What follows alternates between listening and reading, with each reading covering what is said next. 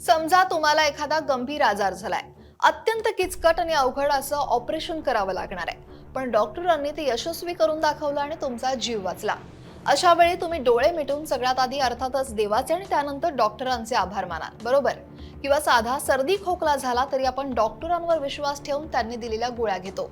आपण उंच उंच इमारतीत अगदी बिनधास्तपणे राहतो, कारण आपल्याला माहिती असतं की या बिल्डिंगच्या पायापासून अगदी टेरेस पर्यंत सगळं बांधकाम एका इंजिनियरनं आर्किटेक्टनं अचूक मापाने शिकेलंय. पण जरा विचार करा, जर आपण अशा डॉक्टरकडे गेलो जो अभ्यासानं नाही तर पेपर लीक करून किंवा पैसे देऊन पास झालाय, किंवा अशा इंजिनियरनं बांधलेल्या इमारतीत राहिलो ज्यानं पैशाच्या जोरावर पदवी मिळवली आहे, तर काय होईल? आभार मानण्याऐवजी थेट देवाकडे जाण्याची सोय होईल. खरं तर भविष्यात आपले डॉक्टर, इंजिनियर आणि अधिकारी हे लायकीचे आणि प्रामाणिक असावेत. शिक्षणात पैशाचा खेळ चालू नये, म्हणूनच आज देशात आंदोलन होत आहे. प्रसिद्ध समाजसेवक, पर्यावरण तज्ज्ञ सोनम वांगचुक आणि हजारो विद्यार्थी रस्त्यावर उतरले आहेत आणि केंद्रीय शिक्षण मंत्री धर्मेंद्र प्रधान यांच्या राजीनाम्याची मागणी करतायत. नेमकं काय घडतंय, का घडतंय, राजीनाम्याची मागणी का होतीये, जाणून घेऊयात सविस्तर. नमस्कार, मी अक्षरा चोरमारे, आपण पाहताय लोकमत. तर 7 जुलै 2021 ला पहिल्यांदा आणि 2024 मध्ये दुसऱ्यांदा शिक्षण मंत्री झालेले धर्मेंद्र प्रधान यांचा कार्यकाळ शिक्षणातील सुधारणांपेक्षा घोळ आणि पेपरफुटी यासाठी चर्चेत राहतोय.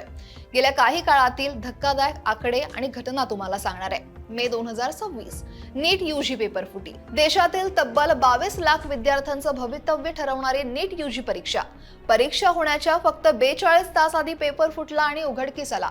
अखेर नाईलाजानं सरकारला 12 मे 2026 ला ही परीक्षा रद्द करावी लागली. त्यानंतर मे जून 2026 सीबीएसईचा तांत्रिक घोळ.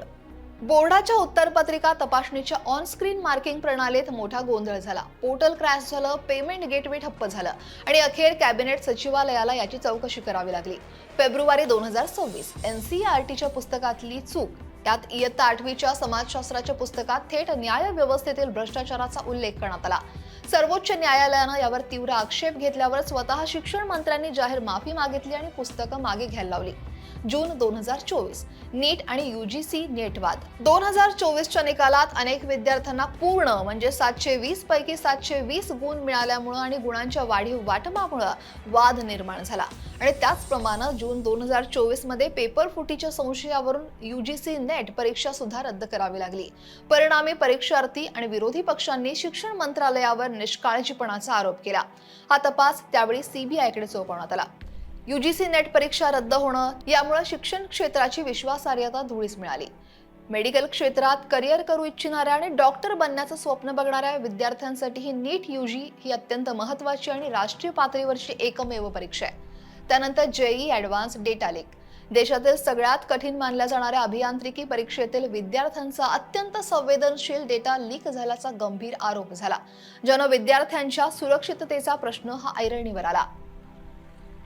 हा फक्त तांत्रिक घोळ किंवा कागदी गैरव्यवहार नाहीये, हा थेट देशाच्या तरुण पिढीच्या स्वप्नांचा आणि आयुष्याचा खून आहे असा आरोप होतोय. या सततच्या पेपरफुटीमुळे आणि परीक्षांच्या अनिश्चिततेमुळे मानसिक तणाव सहन न होऊन देशातील 20 पेक्षा जास्त विद्यार्थ्यांनी आत्महत्या केल्यात. या निष्पाप विद्यार्थ्यांच्या मृत्यूला जबाबदार कोण असा सवाल सुद्धा विरोधी पक्षांकडून वारंवार विचारला जातोय. आणि यावर सरकारचं उत्तर काय, तर जेव्हा विद्यार्थी आणि आंदोलक रस्त्यावर उतरून आपल्या हक्काचा जाब विचारतायत, तेव्हा केंद्रीय शिक्षण मंत्र्यांनी आंदोलकांना आणि नेत्यांना थेट दहशतवाद्यांची बी टीम म्हणजेच बी टीम ऑफ टेररिस्ट असं संबोधल्याचा आरोप सुद्धा विरोधकांनी केलाय. राहुल गांधींसह देशभरातील नेत्यांनी यावर तेव्हा तीव्र आक्षेप सुद्धा घेतला. विचार करा, आपल्या हक्कासाठी लढणारा देशाचा तरुण हा दहशतवादी कसा असू शकतो?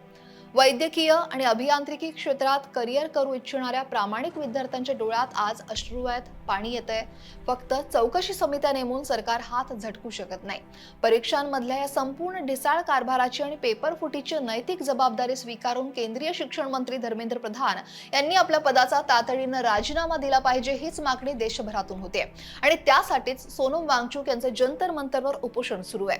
सोनम वांगचुक यांच्या मते केवळ शिक्षण मंत्र्यांचा राजीनामा ही या समस्येची सुरुवात आहे, शेवट नाहीये. देशातील वारंवार होणाऱ्या पेपरफुटीला आळा घालण्यासाठी आणि पारदर्शकता आणण्यासाठी संपूर्ण परीक्षा यंत्रणेत व्यापक सुधारणा करण्याची मागणी ही सोनम वांगचुक यांनी केली आहे. कारण प्रश्न फक्त एका परीक्षेचा नाहीये, प्रश्न आपल्या देशाच्या भवितव्याचा आहे. तुम्हाला काय वाटतंय? शिक्षण मंत्र्यांचा राजीनामा ही विरोधकांकडून होणारी मागणी योग्य आहे का? कमेंट नक्की करा आणि लोकमत सबस्क्राईब करायला विसरू नका.